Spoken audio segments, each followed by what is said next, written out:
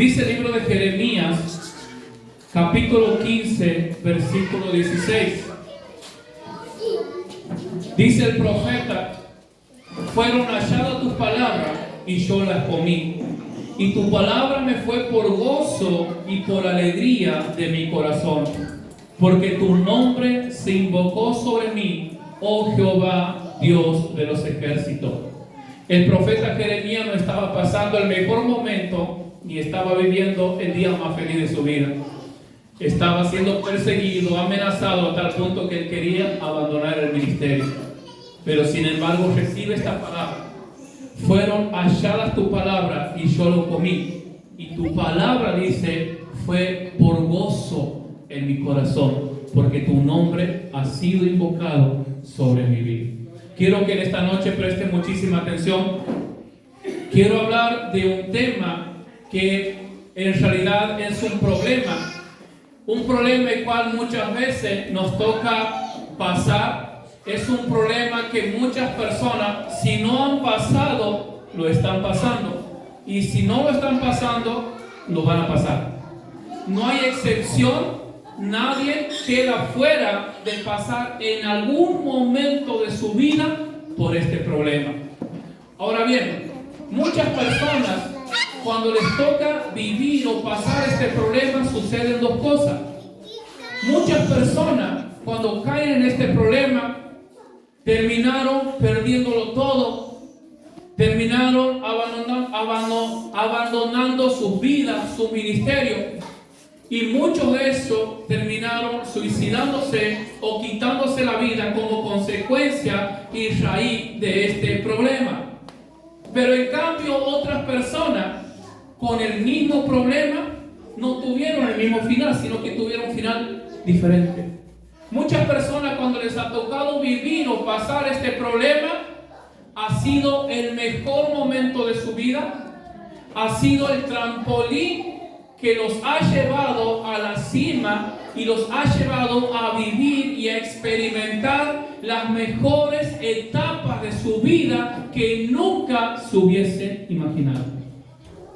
Este problema del cual quiero tratar es la depresión.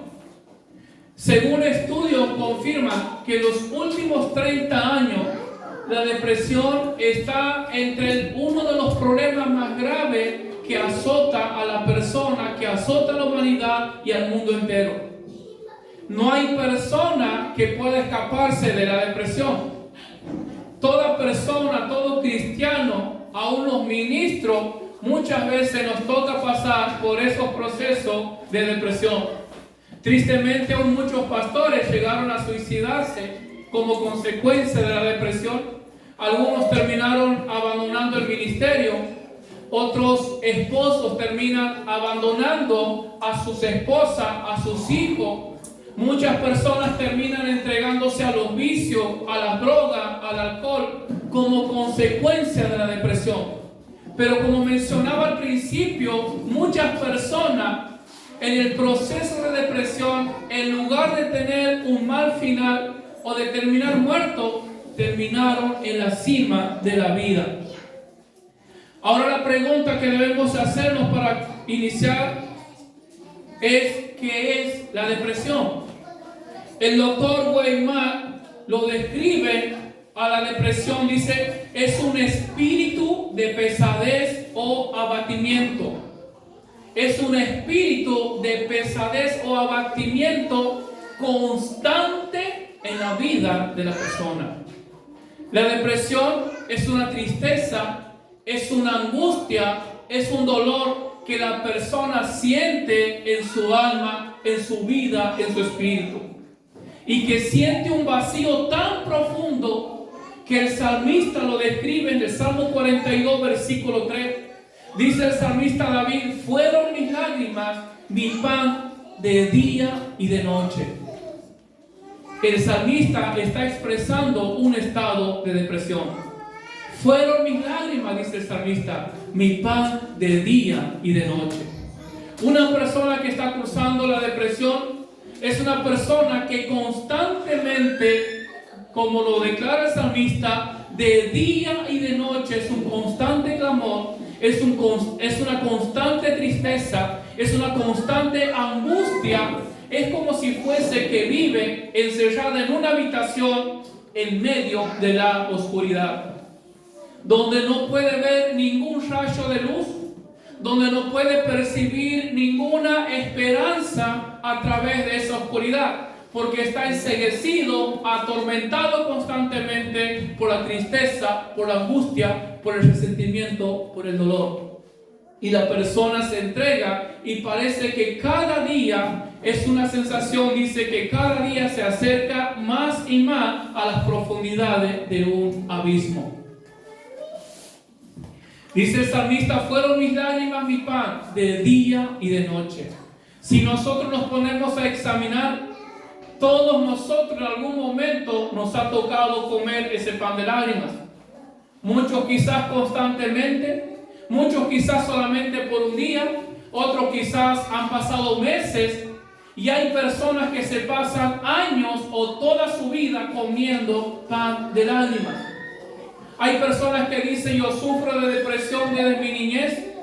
Hay personas que dicen, yo sufro de depresión desde mi adolescencia. Veía comentarios el otro día al respecto y dicen, hoy tengo 50, 60 años y aún sigo sumergido en la depresión, en la tristeza, en la angustia y en el dolor. No es malo nosotros como hijos de Dios y principalmente nosotros como pastores, a veces nos tocan esos días de tristeza, de angustia, de soledad, de dolor. Para nosotros a veces se nos hace muy normal. El problema no es la soledad, la angustia, la tristeza, el dolor, porque somos seres humanos y nadie está exceptuado de eso. El problema es cuando ya pasan días, pasan semanas, pasan meses y pasan años y nosotros seguimos comiendo pan de lágrimas, pan de angustia y de dolor de día y de noche. Entonces ahí sí se convierte en un verdadero problema. Segunda pregunta, ¿por qué se produce la depresión? El 90% de las personas que caen en depresión es por los siguientes motivos. Primero, sentimientos de culpa por una falta cometida y no confesada. Escuche bien, sentimientos de culpa por una falta, por un error, por una equivocación cometida, pero no confesada.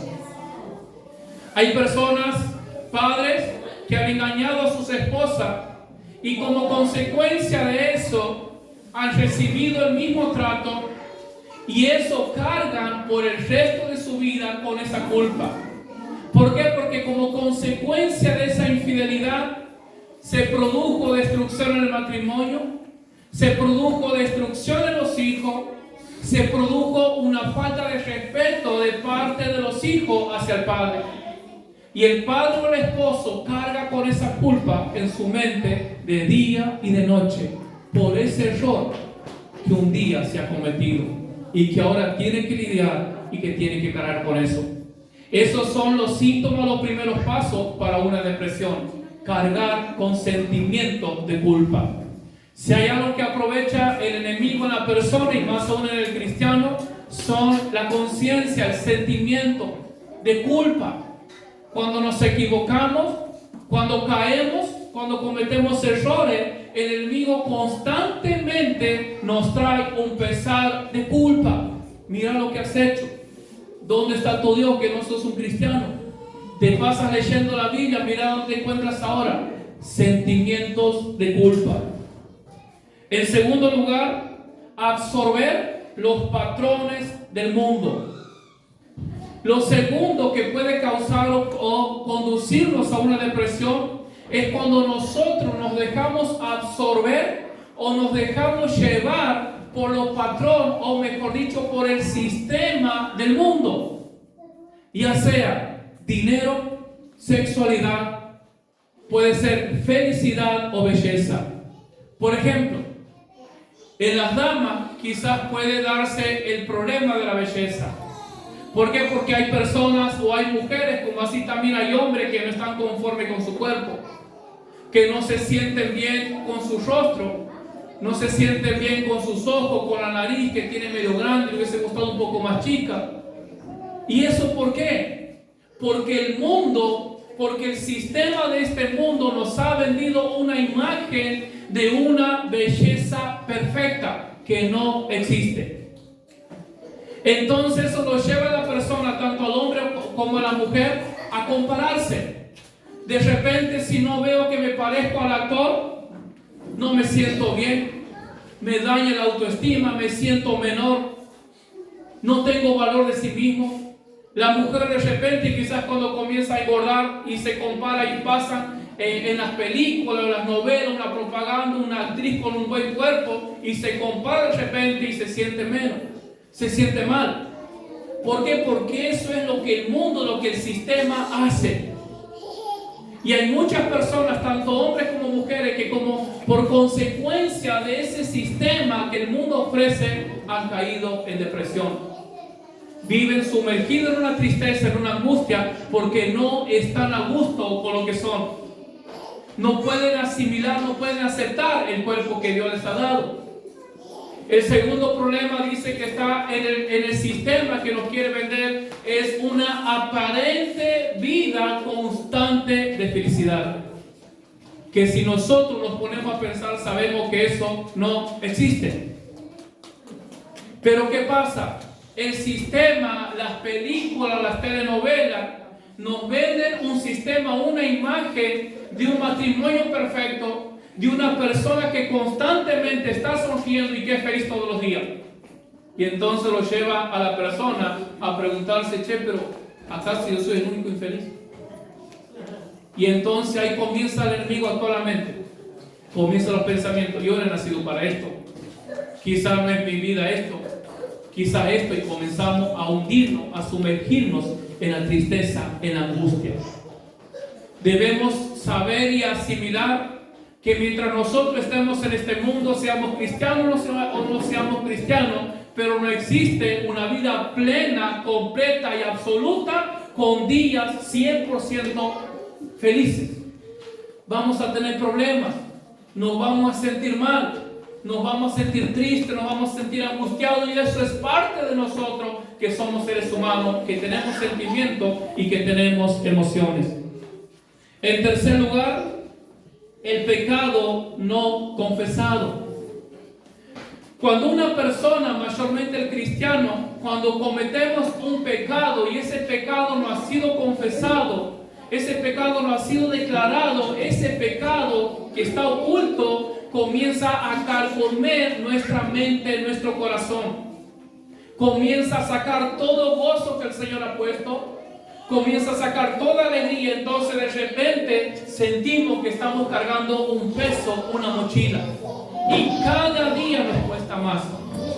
De repente nos comienza a costar a orar, a leer la Biblia. Ya no queremos venir a la iglesia porque hay un pecado que se ha cometido. No está mal, no estoy aplaudiendo que se cometa pecado, pero el problema no es el pecado que se ha cometido, sino que no se ha confesado, sino que la persona no se ha arrepentido.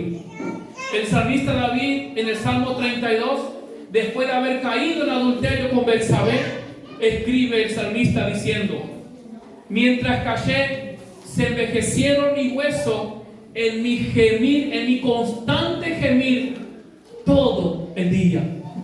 Mientras callé, dice David, mientras callé, mientras no confesé mi pecado, mientras traté de ocultar, mientras traté de tapar el pecado que había cometido, era, dice el salmista, un constante gemir, un constante clamor todo el día. Si nosotros seguimos leyendo ese capítulo, versículo más adelante, el salmista dice: pero confesaré mis pecados a Jehová, y tú perdonarás las iniquidades de tu siervo. Después lo dice el salmista en el capítulo 38 de Salmo, versículo 3. Escuche esto, dice: nada hay sano en mi carne a causa de tu ira, ni hay paz en mis huesos. ¿A causa de qué? A causa del pecado. Escuche esto, que tremendo, dice: nada hay sano en mi carne. Hermano, el pecado enferma. El pecado, el pecado oculto, el pecado no confesado, el pecado que no nos hemos arrepentido, no solamente enferma nuestra mente, no solamente enferma nuestro corazón, no solamente trae tristeza, angustia y cargo de conciencia, sino que también muchas veces el pecado produce enfermedades. Muchas veces el pecado produce dolores en el cuerpo. Dice el salmista, nada hay sano en mi carne. O sea que al salmista le estaba doliendo, ¿qué cosa? Cada parte de su cuerpo. En otras palabras, el salmista estaba diciendo, en mi cuerpo no hay nada sano. Si me tocas el dedo, me duele. Si me tocas el brazo, me duele. Todo mi cuerpo, dice el salmista, en otras palabras, está infectado, está corrompido, está dominado por el pecado oculto no confesado.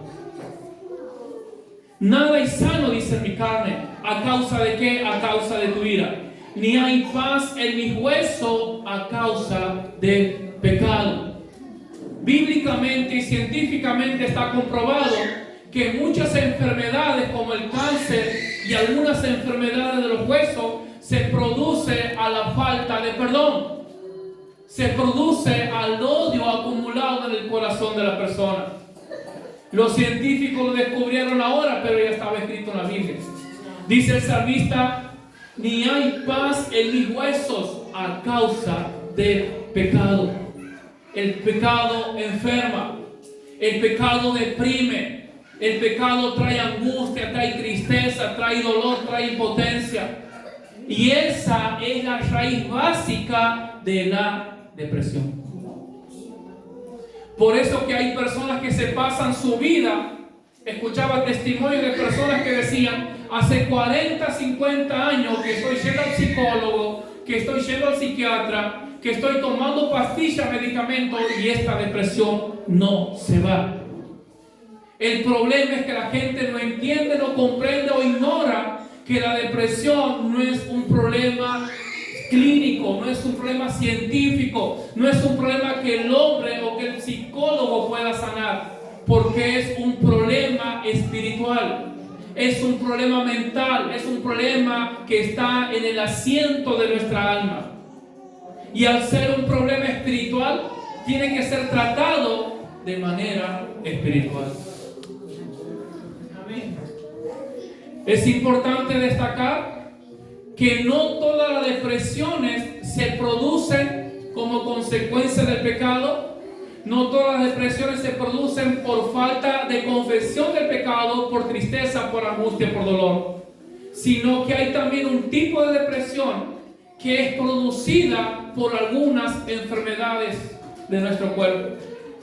Una de esas enfermedades, no voy a profundizar mucho porque no soy médico, dice, importante, a veces la depresión se debe a problemas patológicos, como el hipertiroidismo, la hipoglucemia, la diabetes, entre otras enfermedades. Por eso, mi hermano, escuche este detalle. Es un hilo muy delgado que separa la depresión, que es causada por una enfermedad, y la depresión, que es causada realmente por un problema espiritual. Por eso cuando la persona se sienta mal, triste, ¿por qué? Porque hay personas que aman a Dios, hay personas con una vida consagrada, hay personas que se han arrepentido de todos sus pecados, hay personas que son fieles a Dios, pero sin embargo se sienten mal, triste, angustiado, desganado y solo quieren dormir. Entonces, ¿qué es lo necesario, lo recomendable? Ir al médico y poder hacerse los estudios. Ahora, cuando usted vaya al médico y el médico diga, mire, no tiene ningún problema de salud, los análisis, los estudios salieron todo bien, pero usted sigue con ese problema, entonces ya estamos hablando de un problema espiritual. Amén.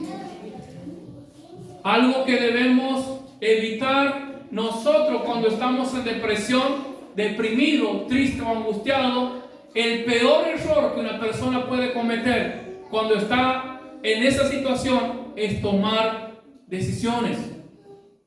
No hay nada más catastrófico para la vida de una persona que tomar una decisión cuando está triste, angustiado o deprimido.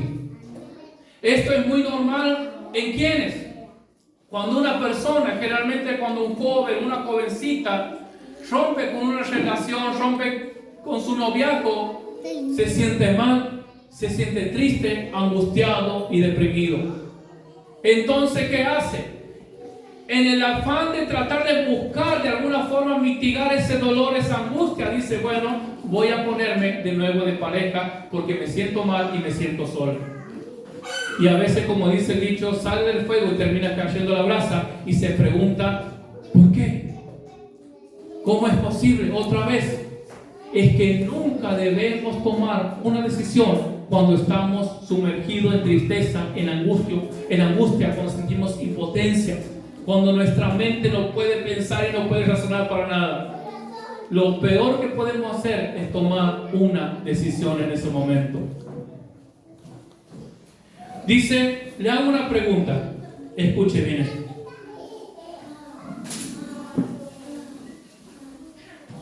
Una persona, vamos a suponer este ejemplo, un matrimonio con 5 niños, escuche bien esto, un matrimonio con 5 niños, que en el hogar trabaja únicamente el esposo o el padre. Resulta que el padre maltrata a su esposa, el padre maltrata a sus hijos, hay infidelidades por parte de él, y un día se presenta, golpea a su esposa, golpea a sus hijos, agarra sus cosas y se va de la casa. Y era el único sostén de 5 niños y de una esposa. Ahora los niños quedan sin alimento, sin dinero, al igual que su mamá. Como consecuencia de ese problema, la madre termina cayendo en una profunda depresión. La pregunta es, ¿quién es el responsable? ¿Quién es el responsable de la depresión? ¿La madre, el problema o la persona que lo ha causado? ¿Quién es el responsable de esa depresión? ¿La persona que lo tiene? ¿El problema que se ha presentado? ¿O la persona que lo ha causado? ¿A quién le vamos a echar la culpa? Aquí vamos a decir, yo estoy así, estoy deprimido, estoy mal, porque tengo este problema que me está atormentando. O vamos a decir, yo estoy mal, porque aquella persona me ha causado este problema, me ha causado este dolor. Complicado, ¿verdad? La única responsable de la depresión es la persona que lo tiene. No hay nadie más responsable que ella misma. No es responsable del problema, no es culpa del problema, de la situación, de la necesidad. No es culpa de aquel esposo que lo ha abandonado, que lo ha golpeado. La única responsable es aquella mujer que tiene la depresión. Y la pregunta de ahora es, ¿por qué? ¿Cómo es posible?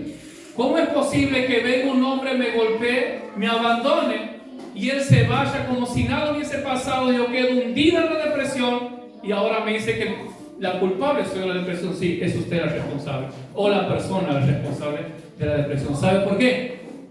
¿Sabe por qué llega la depresión? Una de las bases de la depresión, escuche esto, grábese, es por no haber tomado decisiones bíblicas. La depresión es consecuencia, toda tristeza, toda angustia, independientemente del grado de depresión, es consecuencia de la falta de respuesta bíblica a los problemas presentados. La depresión, escuche, la depresión es la respuesta equivocada a un problema en la vida. Cuando una persona tiene depresión, eso es un sinónimo, o usted tiene que entender que esa depresión es consecuencia, esa depresión es fruto de una mala decisión sobre un problema en su vida. Esa es la base de la depresión. La depresión, lo repito, es la respuesta equivocada a los problemas. En otra palabra, la depresión es la respuesta de no haber sabido manejar las situaciones, de no haber sabido manejar los problemas como se debe. Usted imagínese, usted está parado en medio de la ruta, Quizás es algo extremo, pero vamos a poner ejemplo. Usted está parado en medio de la ruta y de frente viene un camión. Usted lo que tiene que hacer es hacerse a un lado. Porque si usted no se hace a un lado y queda parado ahí, el camión lo va a pasar por encima. Usted tiene que tomar la decisión. Con los problemas es exactamente lo mismo. Las personas que sufren de depresión son consecuencia por no haber sabido manejar los problemas, por no haber sabido tomar las decisiones correctas, las decisiones adecuadas para saber manejar ese problema como corresponde. Ningún científico, ningún médico, ningún psicólogo puede darnos la respuesta más acertada, puede darnos la sabiduría más justa que nosotros necesitamos para cada problema, como lo hace la palabra de Dios. Hay un psicólogo, un psicoanalista, Freud, del siglo pasado. Lo que este hombre ha hecho es convencer a todos, escuche esto, que los únicos capacitados, que los únicos que pueden ayudar a una persona con depresión son personas profesionales o los psicólogos. Pero yo hasta donde sé, hasta donde tengo conocimiento, Dios no ha revelado su sabiduría a Freud.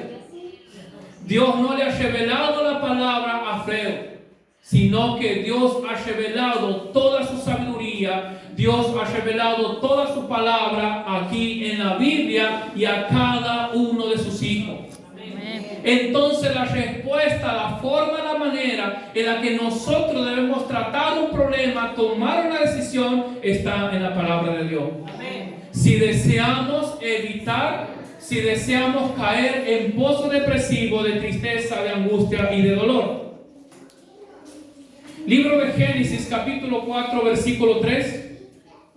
Vamos a ver al primer hombre, o al menos lo que describe la Biblia, el primer hombre que ha sufrido de depresión como consecuencia de una respuesta equivocada.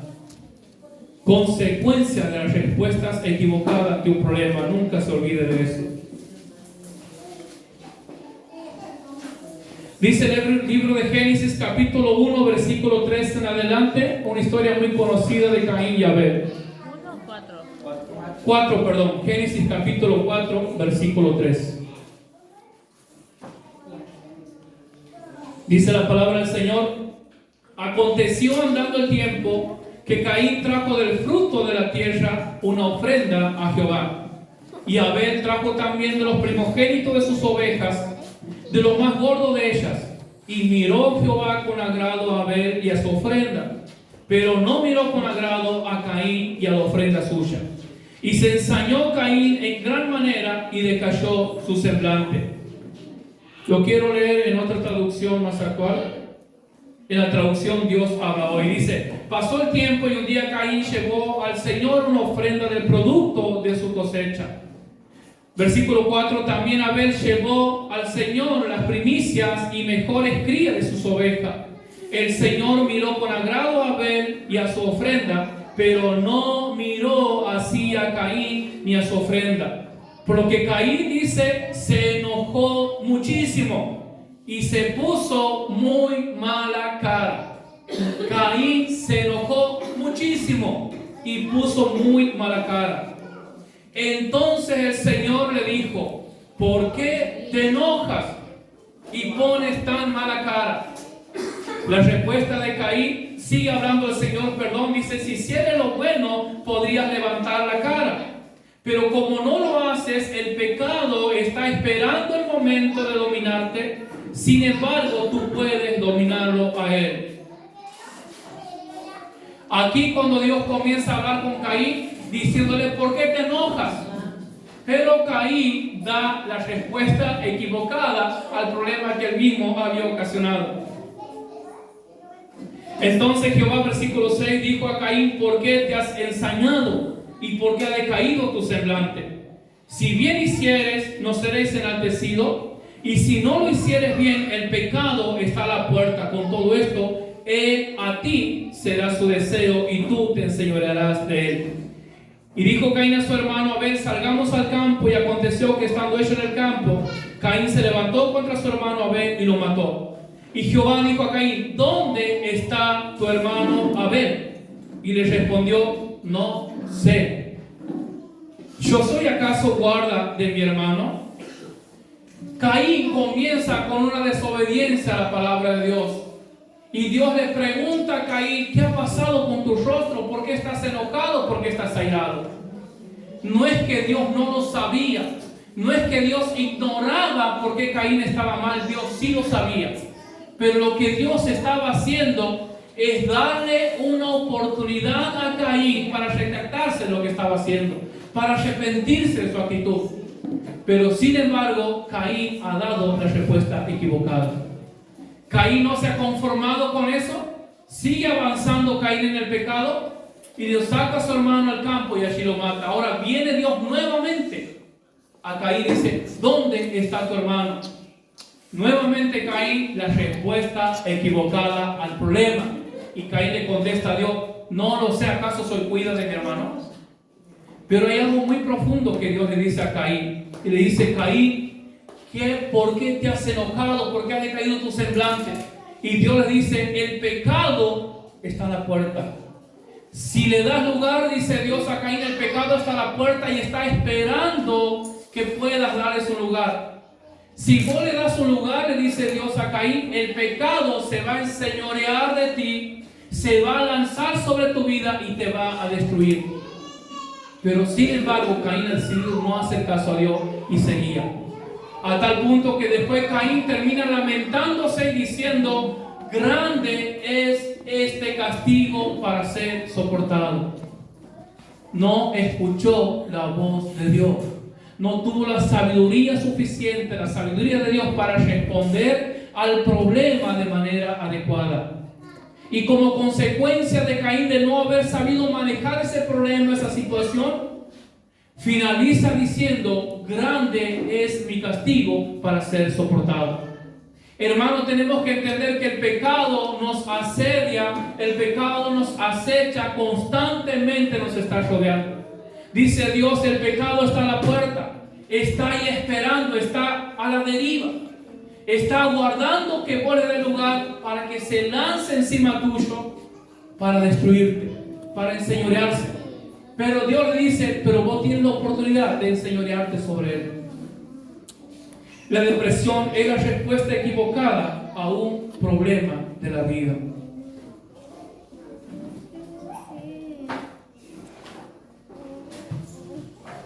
Ahora viene otra pregunta. ¿La depresión es un pecado?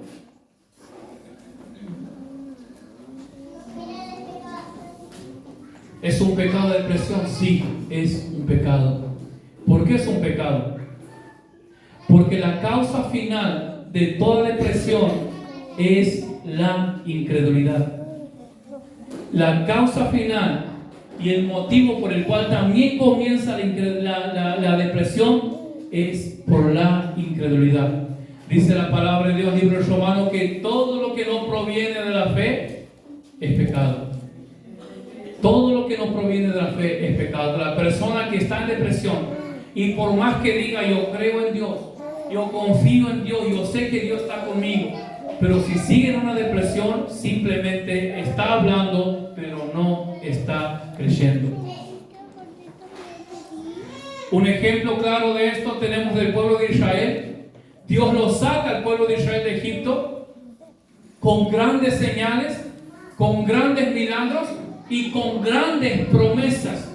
Con grandes promesas en la palabra de Dios. Pero sin embargo, el pueblo de Israel, escuche esto, el pueblo de Israel dice que anduvo 40 años por el desierto dando vueltas. ¿Como consecuencia de qué? Como consecuencia de la incredulidad, consecuencia de no creerle a Dios. Cuando Dios decía: nada le va a faltar, ellos se quejaban y murmuraban y no creían a la palabra de Dios. Finalmente, como consecuencia de la incredulidad, Israel ha terminado muerto en el desierto. Muchas personas terminan hundidas en la depresión, llegan al suicidio como consecuencia de la incredulidad. ¿Sabe por qué? Porque no creen que Dios está con ellos. Porque no creen que Dios tiene el poder. Porque no creen que Dios permite las cosas que han sucedido en su vida. Un ejemplo, podemos citar un ejemplo claro de una pareja de novios, de una joven o de un jovencito. Vamos a suponer que el joven lo deja a ella. Y la jovencita comienza a estar triste, comienza a estar mal, comienza a estar angustiada porque él lo ha dejado. Pasan los días y la tristeza sigue, la angustia sigue, la impotencia sigue. Y muchos jóvenes, como consecuencia de una separación, de una relación fallida de su noviazgo, terminan cayendo en depresión, terminan cayendo en adicciones o lo que es peor, terminan quitándose la vida. Y eso es muy cotidiano y lo escuchamos a diario. ¿Por qué pasa eso? ¿Sabe por qué ha pasado eso? Porque aquella joven no ha tenido la fe suficiente para creer que Dios permite todas las cosas. No ha tenido la fe suficiente para creer que si Dios ha permitido que su noviazgo no ha funcionado, es porque Dios tiene planes mejores, es porque Dios tiene planes mayores, es porque hay cosas mejores que Dios quiere entregarle. Y entonces, como no tiene la fe suficiente, comienza a sumergirse en una depresión a través de la incredulidad. Ahora la pregunta que debemos hacernos es ¿cómo enfrentar la depresión? Hay muchos puntos más que podemos dar, pero por una cuestión de tiempo. ¿Cómo enfrentar la depresión? El primer punto para no caer en una depresión, para evitar la depresión, y si estamos en una depresión, lo primero que debemos hacer es enfrentar el problema de manera bíblica. Hermanos, nosotros no tenemos mayor sabiduría que Dios. Nosotros no somos más inteligentes ni más superiores que la mente infinita, poderosa y todo creadora y todo omnipotente que Dios. Entonces, ¿cómo, hermanos, podemos aferrarnos, intentar enfrentar un problema basándonos en nuestro parecer? Parece algo tan simple, tan sencillo, pero muchas veces lo hacemos cotidiano. Se nos presenta un problema, pero ¿sabe qué es lo que pasa? ¿Por qué sucede eso? Porque el orgullo, porque el egoísmo de la persona no le permite dar lugar a la sabiduría de Dios en su vida para enfrentar o manejar ese problema. Porque la Biblia te dice, el que te hiere una mejilla tienes que darle la otra. No, pero ¿cómo puede ser así? Si él me ha pegado primero, porque yo no lo voy a devolver. Y entonces el orgullo, el ego de la persona es lo que no le permite reaccionar de una manera bíblica ante determinados problemas. Y eso trae la consecuencia de la depresión, de la tristeza, de la angustia en la persona.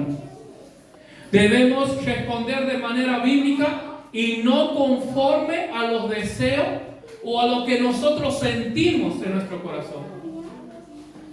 Hay una frase muy normal: tienes problemas con tu esposo, con tu pareja, bueno, haz lo que sienta tu corazón. Mira ese consejo. Haz lo que sienta tu corazón. Y la Biblia dice, perverso, engañoso es el corazón del hombre. ¿Cómo yo puedo confiar en mi corazón si puedo llegar a ser traicionado por este mismo corazón y conmigo mismo? Pero dice, bueno, confía en tu corazón. No sé hacerle caso a tu corazón, a tus sentimientos, a tus emociones. Hermoso te va a ir. Y después vienen los lamentos, vienen los problemas y decimos, ¿por qué a mí? ¿Por qué, Señor? Y lo que es peor, cuando somos cristianos decimos, el Señor está conmigo. Y nos terminamos alejando de Él, haciéndolos responsables de nuestras malas decisiones o de nuestras decisiones antibíblicas. Segundo lugar, asumir la responsabilidad del problema. Asumir la responsabilidad del problema, saber que estamos así, que estamos en esta situación no por culpa del problema, no por culpa de la persona que la ha causado, sino que me encuentro en esta situación por mi responsabilidad de no haber actuado de manera correcta. Por mi culpa, por la dureza de mi corazón, por mi insensatez, por querer creerme mejor o superior que Dios. Parece una locura, hermano, pero eso es lo que hacemos. Cuando usted toma una decisión propia, cuando usted hace las cosas como a usted le parece y no hace caso a la palabra de Dios, es porque nos creemos superiores que Dios. Y usted puede decir, pero no tengo la intención, no es así. Sí, es así. Eso es lo que demostramos, por eso no nos humillamos delante de Él. En tercer lugar, mantente creyendo en medio de la depresión. No importa la tristeza, la angustia, el dolor, el grado de depresión al que hayamos llegado, en el que te encuentres, mantente creyendo. Hermanos, si hay algo que garantiza nuestra victoria en medio del problema, en medio de la depresión, o en medio de la angustia, o sin importar las lágrimas que estemos pasando, si hay algo que garantiza nuestra victoria es mantener la fe. Cuando nosotros mantenemos la fe, aunque no veamos nada, aunque veamos todo mal, aunque todo el mundo se ha venido encima de nosotros, pero si nosotros mantenemos la fe, tenemos la victoria asegurada, tenemos la victoria garantizada. No hay mejor remedio para la depresión, para la tristeza o para la angustia que la fe puesta en Dios, puesta en Cristo y en su palabra, en su sabiduría. No hay mejor remedio, no existe. Se puede tomar todos los remedios del mundo y puede ir a los mejores psicólogos, a los más inteligentes, pero nadie lo va a sacar de la depresión, sino la fe en Dios. Creyendo.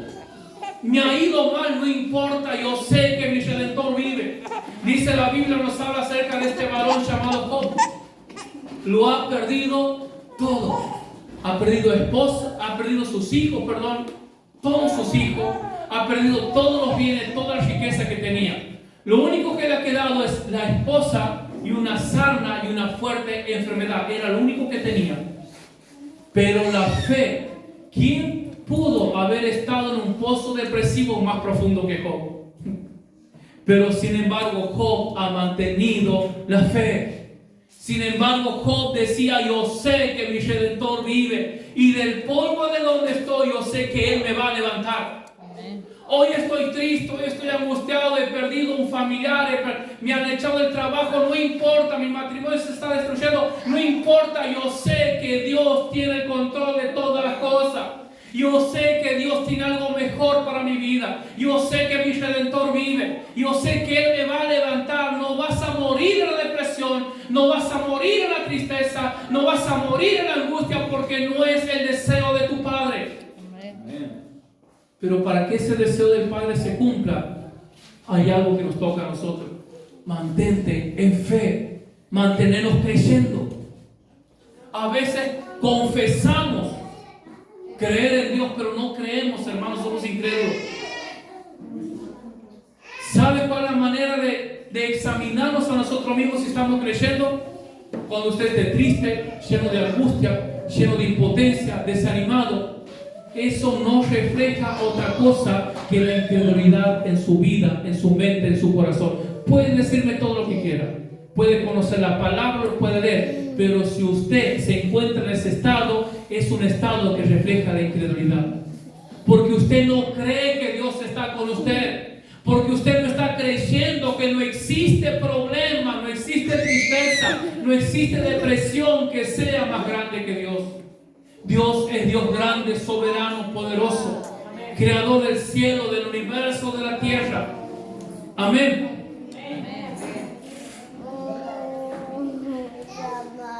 No va a ser la diferencia la tristeza o el problema que nos toque enfrentar.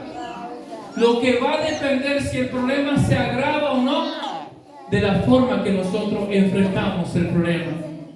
Si nosotros enfrentamos la tristeza, la depresión, los problemas como Dios manda, escuche esto, como Dios manda, no como nosotros queremos, no como me ha aconsejado un amigo, no como he visto en la televisión, sino como Dios manda, como Dios ordena. Si nosotros enfrentamos los problemas, enfrentamos las dificultades como Dios manda, tenemos la victoria segura y la victoria garantizada en su nombre.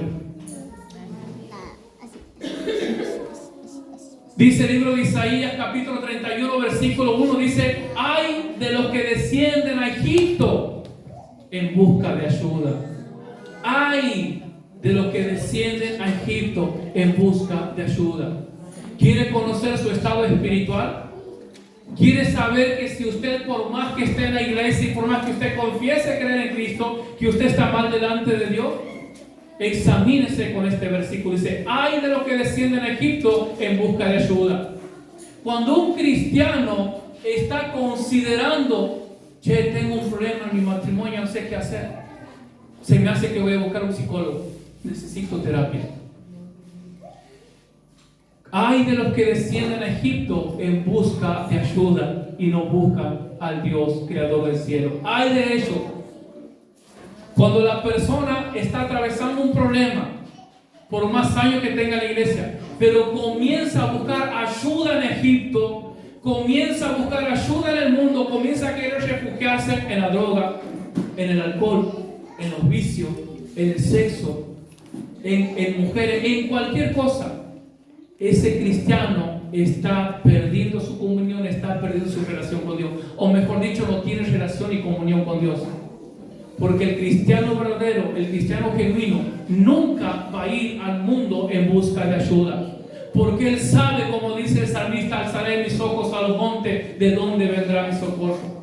El cristiano verdadero y genuino que tiene una comunión con el Padre dice: yo sé que mi Redentor vive, yo sé que mi socorro viene de Jehová, yo sé que no necesito psicología en mi vida, no necesito medicamento, necesito pastilla, yo sé que mi Cristo vive y es poderoso. Amén.